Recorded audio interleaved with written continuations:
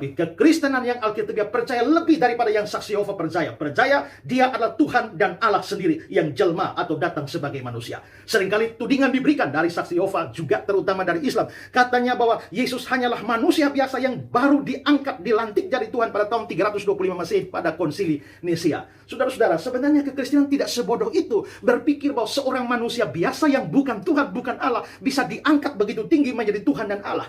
Kami percaya bahwa yang bukan Tuhan tak bisa jadi Tuhan, yang bukan Allah tak bisa jadi Allah. Sampai kucing bertanduk atau kambing mengeong pun yang namanya Tuhan tidak bisa dijadikan atau diangkat menjadi Tuhan, diangkat menjadi Allah. Yang bukan Tuhan itu tidak bisa.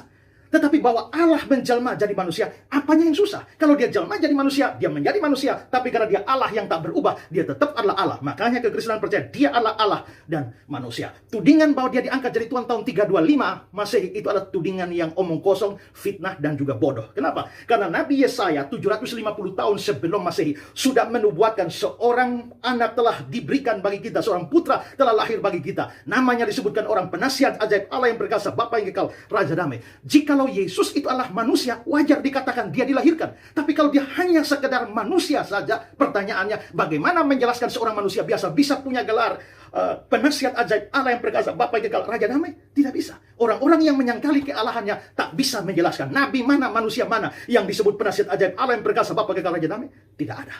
Tetapi kekristenan percaya di Allah, dan itu memang adalah sifat Allah. Sementara dia juga dilahirkan sebagai manusia. Karena itulah, di antara begitu banyak pandangan tentang Yesus Kristus, marilah kita teguh berpegang dan percaya. Dia adalah Allah sendiri yang jelma jadi manusia demi penebusan kita. Tuhan memberkati saudara. Shalom. Kita sudah mendengarkan bagaimana cuplikan videonya.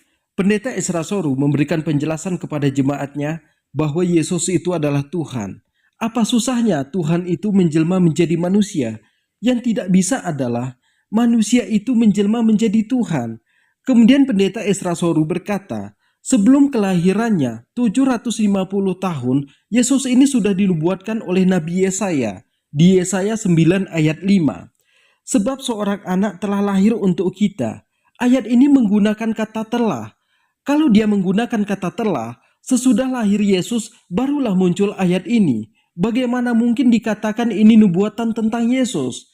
Kemudian pendeta Ezra Soru mengatakan, Tuhan itu menjelma menjadi manusia untuk menebus dosa manusia dengan cara digantungkan di atas kayu salib. Lalu di mana Yesus mengatakan, aku datang ke dunia ini untuk melakukan penebusan dosa? Tidak ada satupun di dalam Alkitab Yesus mengatakan seperti itu. Yesus hanya mengatakan, siapa yang berbuat baik, maka dia yang diselamatkan. Kemudian lebih anehnya lagi, bagi mereka Yesus itu adalah Tuhan. Kemudian Tuhan mengutus Tuhan ke dunia ini untuk melakukan penebusan dosa. Siapa yang menyalibkan Yesus ini? Manusia. Siapa yang menciptakan manusia? Adalah Tuhan. Kemudian siapa yang disalibkan? Tuhannya sendiri. Di sini kita akan mendengarkan bagaimana penjelasan Ustadz Hadi Dayat. Wawailul ladzina yaktubuna alkitaba biaydihim. Kitab tuh, maka celaka bagi orang-orang yang sengaja menulis. Awas dengan tangan mereka. Tulis. Bikin kisah, bikin ini, bikin itu, konsep ketuhanan jadi berubah. Silakan. Apa di antara yang berubah? Diterangkan oleh Quran langsung. Jadi Quran menerangkan nih apa yang mereka tuliskan. Ya, yang sebelumnya mereka bikin. Ternyata ditetapkan Nabi bukan dari kalangan mereka. Yang dibawa bukan kitab jadi yang mereka harapkan. Akhirnya apa yang terjadi? Sebelum kitab itu sempurna dan sebagainya, dipalingkan isi-isinya. Tuh, tulis. Tuhan, yang tadinya Nabi Isa menyembah satu Tuhan. Ingat, ini kita bicara dengan persepsi kita ya. Kalau sedang disoal, kita diskusi. Ya, jangan langsung tersangka aja. Ya, itu nggak tepat. Kalau ada yang tidak beda pendapat, kita diskusi. Jangan mencela orang, kita diskusi dengan cara yang ilmiah. Dia begitu disoalin Nabi Musa, Nabi Isa dijelaskan oleh Quran. Hei, di antara yang tidak benar itu Anda menuliskan di situ. Fawailul ladzina yaktubuna alkitaba biaydihim. Celaka bagi orang yang ngarang-ngarang dengan tangannya, nuliskan di Alkitab. Yang tidak seperti itu sebelumnya. Ya, teman-teman isinya begini, kenapa jadi berubah seperti itu? Hei, Taurat begini, Injil isinya begini, kenapa Anda rubah begitu? Apa di antara yang dirubah? Anda mengatakan Nabi Isa itu adalah Tuhan. Awas. Anda mengatakan ibunya sempurna, suci dan sebagainya. Kemudian dari situ melahirkan seorang anak, diangkat jadi Tuhan. Satu jadi tiga, tiga di antara satu dan sebagainya. Turun berita dari Al-Quran. Ini tidak seperti pada Injil yang diturunkan sebelumnya. Ini tidak sama dengan apa yang disampaikan di Taurat sebelumnya. Yang benar itu begini. Tuhan itu cuma satu, menunjuk pada satu yang satu. Bahkan Nabi Isa pun, Yesus pun, Al-Masih pun, Mesias pun mengatakan, saya bukan Tuhan. Dari mana taunya? Dijelaskan oleh Al-Quran. Yuk kita buktikan. Kata Anda di kitab Anda mengatakan bahwa Yesus itu Tuhan. Ya, Anda mengatakan Nabi Isa itu Tuhan. Maka kita tanyakan langsung ke Yesusnya. Benar nggak Anda Tuhan? Ya, sekarang diturunkan. Kan tadi kita sepakat bahwa Allah tidak akan berdusta. Allah Maha tahu, Allah Maha segalanya. Maka diturunkan di Al-Quran. Buka Quran surah kelima Al-Maidah ayat 116. Awas, hati-hati. Wa idh qala Allahu ya Isa ibn Maryam anta qulta lin-nasi ittakhiduni wa ummiya ilahaini min dunillah. Pertama, kalau Anda mendengar berita kemudian yang tidak pasti, klarifikasi pada sumber pertamanya. Ya, disebutkan oleh satu orang, Ustaz Adi Hidayat katanya, konon kabarnya hari ini tidak akan masuk kajian. Maka yang pertama Anda tanyakan kemudian kepada sumbernya langsung, siapa yang terkoneksi dengan Ustaz Adi Hidayat. Kalau perlu tanyakan Ustaznya langsung, Ustaz, apakah malam ini Ustaz tidak akan masuk kajian? Oh betul, saya tidak masuk kajian, saya itu masuk masjid, di masjid isi kajian. Bisa sampaikan. Jelas, ada kesalahan tulis di SMS, tanya, Ustaz, apakah Ustaz bisa mengisi hati ini? Wah, klarifikasi, maksudnya hari ini, cuman R jadi T, hati ini, gitu kan? Bisa, jadian tuh.